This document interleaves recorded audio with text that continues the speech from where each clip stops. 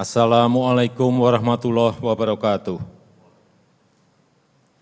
Selamat pagi, salam sejahtera bagi kita semuanya, Om Swastiastu. Yang saya hormati Wakil Presiden Republik Indonesia, yang saya hormati para Menteri Kabinet Indonesia Maju hadir di sini, Bapak Menko Polhukam, Bapak Menhan, yang saya hormati Panglima Tentara Nasional Indonesia, Panglima TNI beserta seluruh jajaran, yang saya hormati Kepala Kepolisian Republik Indonesia, Kapolri beserta seluruh jajaran, para Kepala Staf Angkatan Darat, Laut, dan Udara, serta seluruh Pangdam Kapolda, serta jajaran TNI Polri di seluruh penjuru tanah air, hadirin sekalian yang berbahagia. Pada kesempatan yang berbahagia ini, pertama-tama saya ingin menyampaikan ucapan terima kasih dan penghargaan setinggi-tingginya, penghargaan sebesar-besarnya kepada seluruh jajaran TNI dan Polri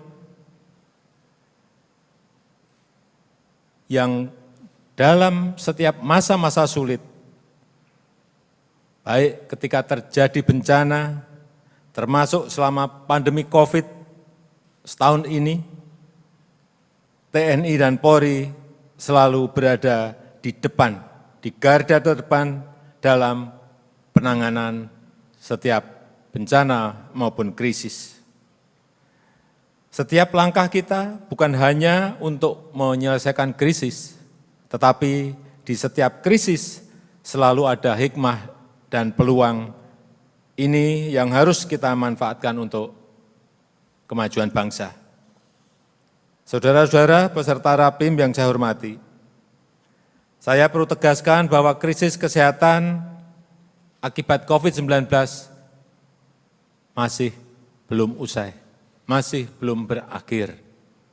Pertama, saya perintahkan kepada seluruh jajaran TNI dan Polri untuk terus aktif mendisiplinkan protokol kesehatan, mendisiplinkan 3M, dan juga terus aktif untuk mendukung 3T, dan juga mendukung pelaksanaan PPKM skala mikro, PPKM di skala desa. Kenapa ini perlu saya tekankan? Karena di desa itu TNI memiliki yang namanya Babinsa. Karena di desa itu Polri memiliki yang namanya Babin Kamtibmas. Dan kita harapkan semuanya bekerja terintegrasi. Kita harapkan rantai penyebaran COVID-19 cepat terputus dan krisis ini segera selesai. Yang kedua, saya minta kepada jajaran TNI dan Polri untuk mendukung pelaksanaan vaksinasi massal. Vaksinasi memang dilakukan di puskesmas. Vaksinasi juga dilakukan di rumah sakit. Tetapi perlu pada klaster-klaster tertentu vaksinasi dilakukan massal.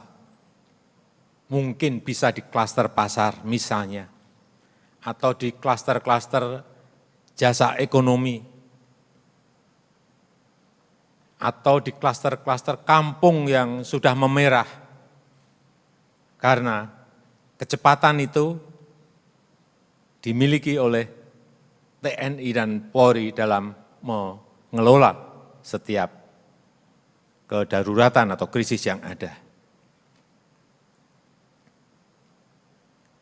Saat ini pemerintah sedang terus berupaya keras untuk memperoleh vaksin dari berbagai negara.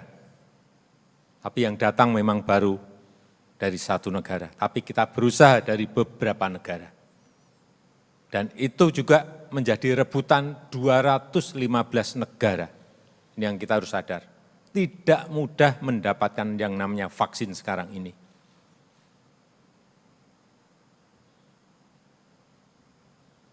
Dan saya juga telah memerintahkan untuk mempercepat produksi vaksin kita sendiri, vaksin merah putih. Tetapi juga ini ternyata memerlukan waktu. Mungkin baru akhir tahun, insya Allah bisa diproduksi.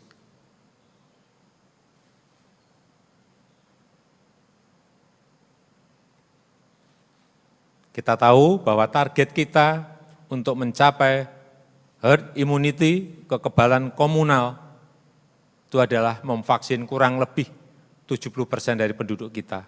Sudah kita hitung kemarin, angkanya di kurang lebih 182 juta orang yang harus divaksin. Artinya yang harus disuntik karena 2 kali berarti kita harus menyuntik 364 juta suntikan.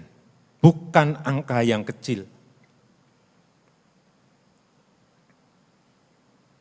Karena angka ini akan menghasilkan kekebalan komunal, herd immunity. Oleh karena itu, saya minta jajaran TNI dan Polri untuk cepat bergerak membantu vaksinasi agar segera bisa kita selesaikan. Dan saya juga minta TNI Polri juga mengawal distribusi pengamanan vaksin untuk menuju ke daerah-daerah. Kemudian yang ketiga, saya minta kepada jajaran TNI dan Polri aktif mendukung iklim usaha dan iklim investasi yang kondusif. Karena sekarang yang dibutuhkan adalah kesempatan kerja, peluang kerja, lapangan kerja yang banyak tergerus karena pandemi COVID. Oleh sebab itu, perkokoh stabilitas politik dan keamanan. Ini penting banget, penting sekali. Berikan kepastian hukum. Karena sekali lagi iklim usaha itu, iklim investasi itu sangat penting karena akan mendongkrak pertumbuhan ekonomi kita menjadi positif. Para peserta Rapim yang saya hormati, yang saya banggakan, selain sektor kesehatan dan perekonomian, kita juga harus serius memperbaiki bidang sosial, bidang budaya, bidang politik, dan bidang pemerintahan. Oleh karena itu, keempat, saya minta kepada jajaran TNI dan Polri untuk selalu menghormati dan menjunjung tinggi demokrasi serta memberikan rasa keadilan kepada masyarakat. Negara kita adalah negara demokrasi yang menghormati kebebasan berpendapat dan berorganisasi. Negara kita adalah negara hukum yang harus menjalankan hukum yang seadil-adilnya, melindungi kepentingan yang lebih luas, dan sekaligus menjamin rasa keadilan masyarakat.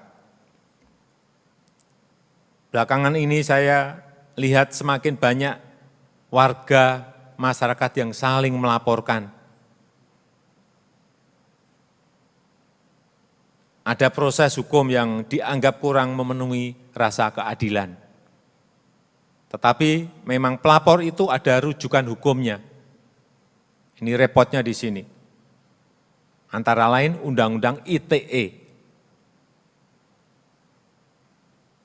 Saya paham Undang-Undang ITE ini semangatnya adalah untuk menjaga ruang digital Indonesia agar bersih, agar sehat, agar beretika, dan agar bisa dimanfaatkan secara produktif. Tetapi implementasinya, pelaksanaannya, jangan justru menimbulkan rasa ketidakadilan.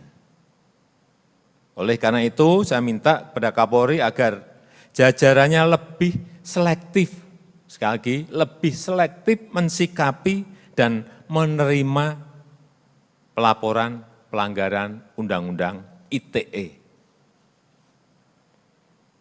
Hati-hati, pasal-pasal yang bisa menimbulkan multitafsir harus diterjemahkan secara hati-hati. Penuh dengan kehati-hatian.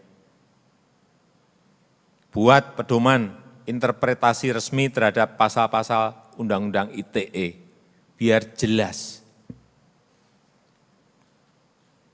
Dan Kapolri harus meningkatkan pengawasan agar implementasinya konsisten, akuntabel, dan berkeadilan.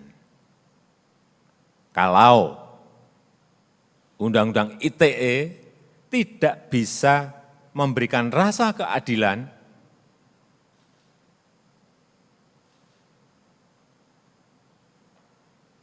ya, saya akan minta kepada DPR untuk bersama-sama merevisi undang-undang ini, Undang-Undang ITE ini.